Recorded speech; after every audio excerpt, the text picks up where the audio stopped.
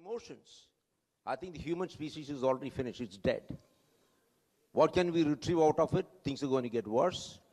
Today, you tell me if the human species is there, he's supposed to use his intelligence. Today, with the kind of dependence we have on the social media that everybody has, not only the kids, are we thinking?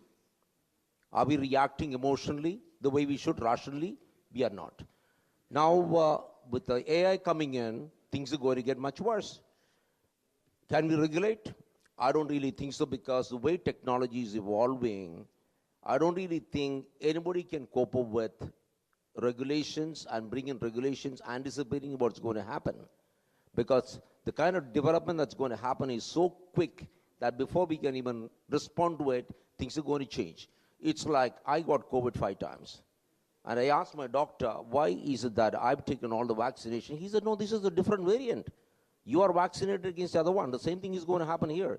You're going to have a regulation coming in, and within a few weeks, that regulation is not going to, is incapable of taking care of the new technology which is going to happen within weeks, not even years. Early it was decades, then it came years, now it's going to be weeks in which new technology is going to come. And in any case, my view is the human species is dead. I made a statement on the parliament to the Minister for Environment.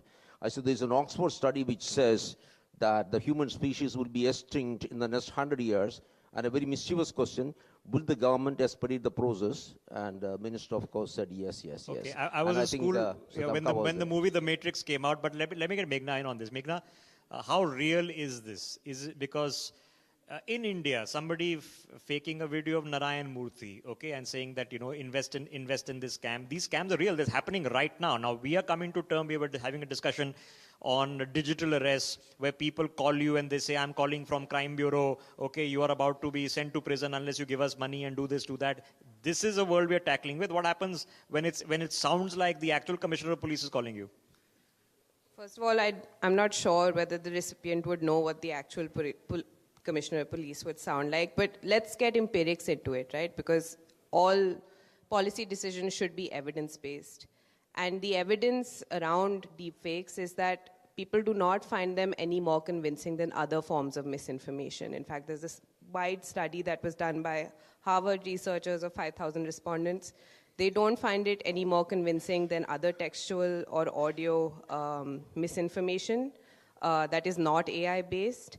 And a lot of it, and their inclination to believe it kind of attenuates with their political beliefs. So that's one consideration. The other consideration is that when you look at the last general election in India, there was a huge concern that deepfakes were going to take over. But when, you know, the forensics came out, it emerged that it only accounted for about 1% of misinformation. And the other, I mean, what I'm getting to is that there is this belief that deepfakes are inherently bad or inherently illegal, but they have a lot of benign uses as well. I mean, the technology can be used for cancer research. It's used by NGOs to, you know, get their messages out to a wider audience. So, for instance, an NGO in the UK used it to make David Beckham speak in multiple languages. You know, there's an app called MugLife where you can animate pictures. So it has a lot of benign use cases. The problem is that there's this perception that it is inherently bad, but it isn't. And if you're talking about deepfakes, again, you're not talking about a novel harm, right? You're talking about misinformation and disinformation. And if you look at technology longitudinally, you can't look at deepfakes just as a new avatar of misinformation without considering the history of misinformation. So misinformation is going to happen whether people are forging letterheads and signatures or they're forging videos. But does it become a lot more difficult? Are you as cynical on this, Mr. Bhattacharya, that we are in a lot of trouble and we don't even know it yet? Well, we are. Is it working? Thank you. Well, we are in trouble, but we are not in that level of trouble that possibly it's made out to be. Artificial intelligence is not something that came when ChatGPT came. It was there for more than 30, 40 years. Myself, as a student of mathematics, 30 years back, I have studied artificial intelligence.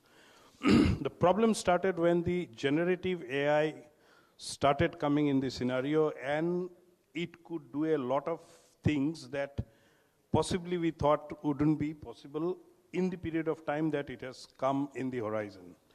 the large language models, the huge amounts of data that we have, and the processing of the data, the algorithms, the biases that they carry, all of that have created a scenario where the scope for misuse and going to do things that possibly could challenge mankind arises.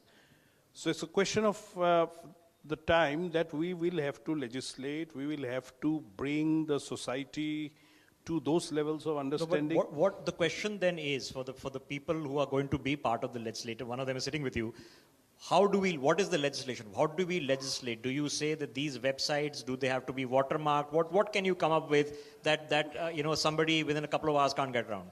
I think there are attempts already being made, and as Mr. Sharma mentioned about the European Union's ratification by the countries is just now happening, and then it should be in place. But to come more to your point, I think even if you look at India, when we don't have a specific artificial intelligence legislation, but if you look at the provisions of the Data Protection Act, or even if you go back to the IT Act of 2000, we would have ways and means to look at AI because it is fundamentally dealing with data. A large concept, if you look at it. AI is a different thing, because as we speak, one of India's largest news agencies has just sued ChatGPT for copyright infringement because it takes all their content and then spits it out without giving them credit. So that's a whole different conversation. But before I get the MPs back, let me get Meghna back in. Meghna, do I own my own face and voice once I upload videos on the internet?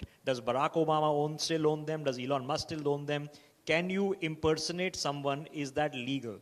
Yeah, so Indian courts are very clear on personality rights. And it's also, an infringement of your privacy right, on your voice, on your likeness, on the reproduction of your likeness. There was a case involving Anil Kapoor, but earlier cases as well on this. So it's very clear that personality rights are a no-go area. And if you go on ChatGPT and you ask it to generate an image of a public personality, it refuses to do so. You were talking about regulation, so let's talk about it from a standpoint of watermarking, which is something the European Union has put out. Watermarking is extremely ineffective when it comes to deepfakes because it can be manipulated really easily. Detection is the other kind of technological solution. Again, not very future-proof because it becomes harder and harder. Basically how deepfakes work is that there is a generator and a detector, and the whole point of the deepfake is to fool the detector. So you have a technology where detection is, basically set up to fail. So the point is that I don't think we should hard code these things because the European Union has come out with an act that lacks proportionality as well as granularity. There are a lot of loopholes in it. At the same time, it over-regulates. I think what we need to do is we need to continue to prompt larger companies to think innovatively about how they can mitigate the harms of their products.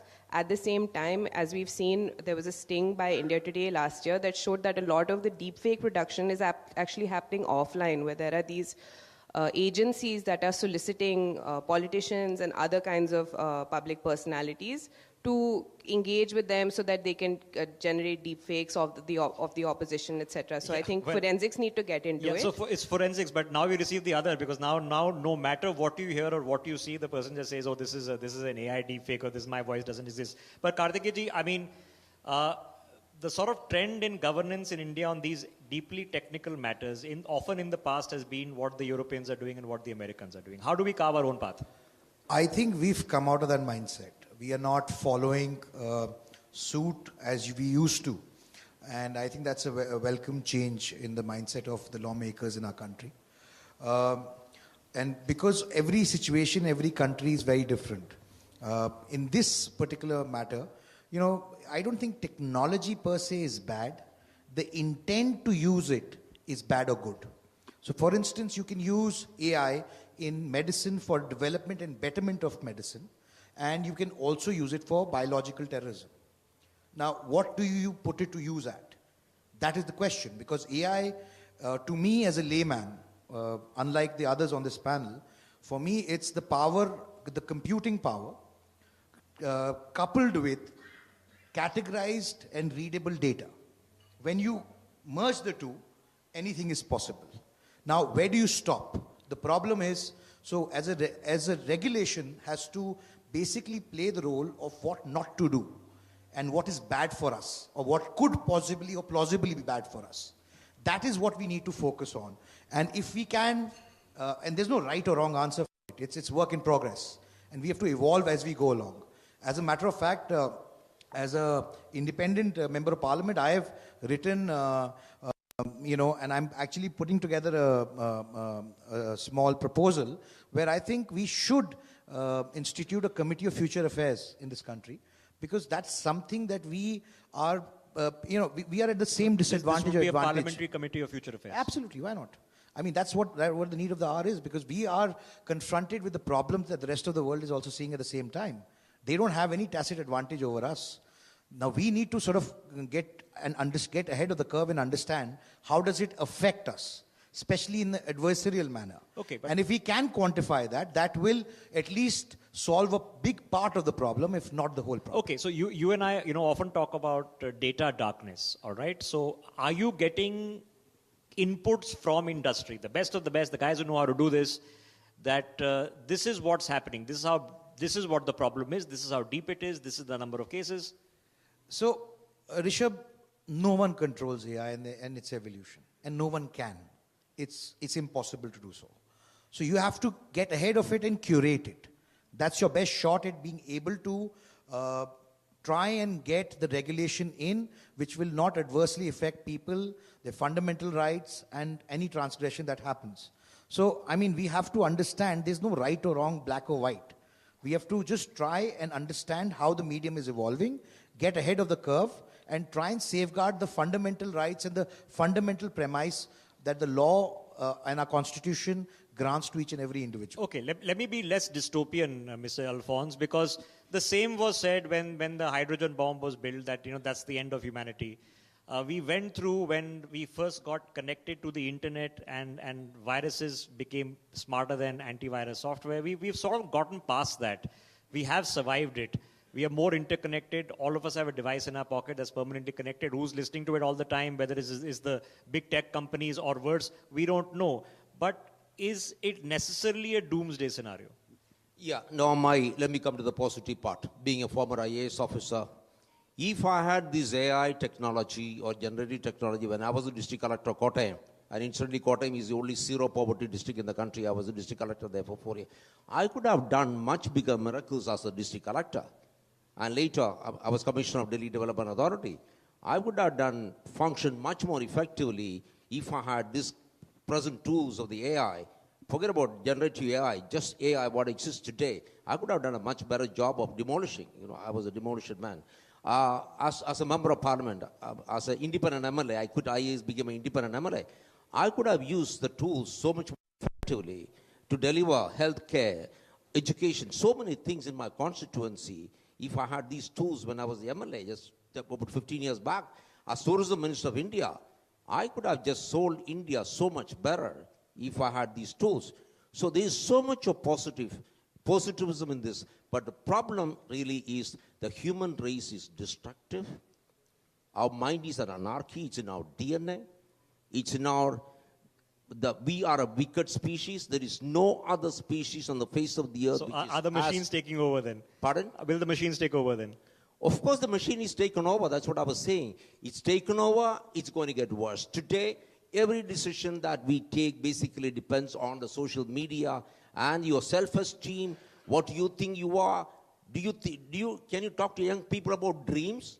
About what they want to do with their life? They say, what? What is a dream? You are living in some other world? I've just written a book saying the winning formula. No, and people are going to say, you are crazy. You're talking about dreams and making a difference with your life. These things don't come on my social media anymore. The biggest social media guy today, I think, YouTube guy, is a chap called Beast. Yeah. Beast has got 70 million followers. Oh, it's 100 million plus now, sir. What does the Beast convey? I really think, and a whole lot of people with 50 million, 100 million followers, it's all trash. And this is what okay, but we've heard this before. I'm sorry, but just to extend what sir is saying, We've not been able to regulate social media. It's been around for a while, and you're talking about AI. So it's not as simple as that. And one of the jobs that will be in danger is also of journalists. Yeah, true that. I mean, I can make a deep fake of myself and then go home. There will be somebody else anchoring right now. May I say one more word? Like me. I think we're just going to have complete anarchy. What's going to happen? You think our bank accounts are safe? We read every day 100 million passwords being stolen, and tomorrow it's going to be so much easier to steal anything under the sun. Okay, but nothing. You will know nothing. Okay, so the question is, we have to navigate this. I've seen these conversations that when we were young, we were told don't watch too much television. Now kids are doing doomsday scrolling. They just keep scrolling. So it's a different kind of problem. But let me take it to the root level, Mr. Bhattacharya. When you go to the police and you have one of these scams on which now Netflix series are being made, that these guys do phishing expeditions, and if they make 1,000 calls, so somebody will give them their OTP, or somebody will let them download an app that lets them take over their phone and do banking transactions. It's a zero priority for the police.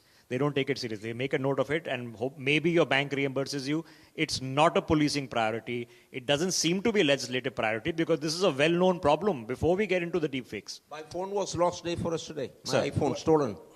With all the IDs and everything, cops say when he switches it on, someday we will track it down. Yeah, it's a truism, yes.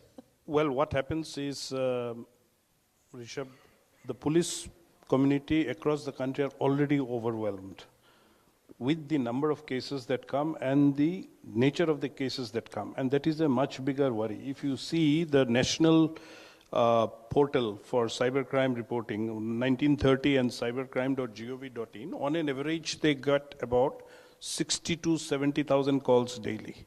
So that would be possibly 1/10 of what actually is happening, because people don't report generally such kind of cybercrimes out of various reasons. Now, police themselves per se, as you said, they try to avoid or keep you away, and then they are already overwhelmed with the kind of things that are coming. So I think there is a massive But has awareness. the cybercrime become easieasier? Because earlier, if the guy had to sit and dial 100 numbers, now he has a bot, that tells you I'm TRAI and I'm about to block your phone. Absolutely.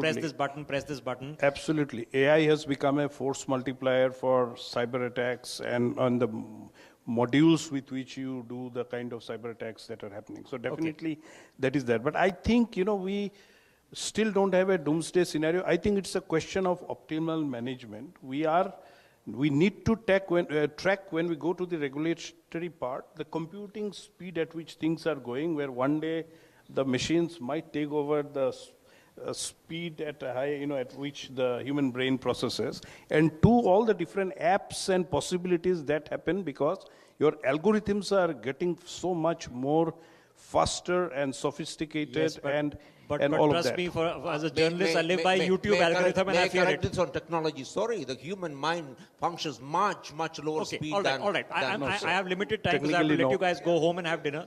Fraud chat 4.0. Yes, absolutely. So, but Meghna, as a person who literally researches this and works in this and deals with the stakeholders, how do you then educate those who have to eventually legislate? Yes. What do you provide them? So I think Mr. Alphonse kind of touched on it. One is that there need to be widespread sensitization and awareness campaigns with the public.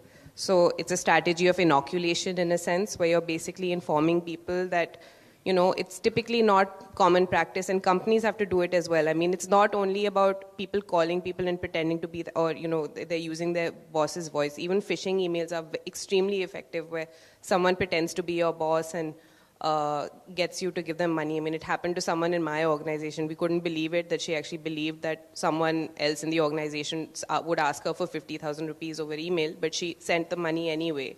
So that's what I'm saying, is that these things need to be considered holistically. AI is just a means. Yes, it definitely can be a false multiplier, but it's just a means to a certain type of harm. It's not that there are not other technological means as well. The biggest kind of way to safeguard against this is to inoculate, which is to inform the public, to make people more aware, and to sensitize them to the fact that, one, the police is not going to be, calling you and to arrest you on video chat. But I think the other side of that is, particularly in the context of these digital arrests, is that there needs to be a little more trust building between the public and these law enforcement institutions, right? Because I think there is a trust deficit there, which is what these scamsters are able to leverage and take Mr. advantage I'll leave the last word with you, because earlier it was greed, right? They would tempt you that you won 10 lakh rupees. If you just give us this OTP, we'll transfer the money to your account. Now it's fear, all right? We've caught you. We're going to arrest your family. We'll arrest your son. We have some basic data about you, which we obviously gleaned from some fishing expedition. And you're now scared, right? You're scared, not maybe because you committed a crime, because you think that the agency can frame you nonetheless. And you're willing to pay up. So what awareness do we do here? When you get that call, what awareness can we do? How do you know? What do you do? No, I think you have to understand very clearly that, a policeman is not going to come on a chat room and then call you to another room where someone changes his uniform or something like. I think that basic understanding has to be there, and I'm happy the government is doing some kind of a campaign also. However, Rishabh, I think, and we have the presence of a member of parliament, former minister, and a very credible bureaucrat, that we should look at getting the corporates to put a certain % of their advertisement budget into awareness building.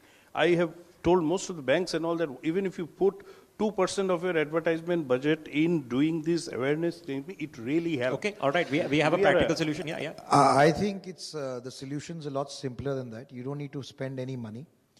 We know that what are the gateways that people come through on. Just the banks themselves. Every time a customer comes and logs in, they have to go through a gateway. If they only use that gateway to inform people, that itself will be very educative because their reach is so large. Yeah. And if you say, let's say, someone like Google, you get them on board and say, this is the service that we want you to do, and many other platforms like Paytm and so on and so forth, reach is not a problem. It's their willingness to do it and actually dedicate a certain aspect of the inventory towards it. So they won't actually have to spend monies. They just have to use those gateways where everyone goes through those gateways on a regular basis anyway. Okay, I know we are out of time on this conversation.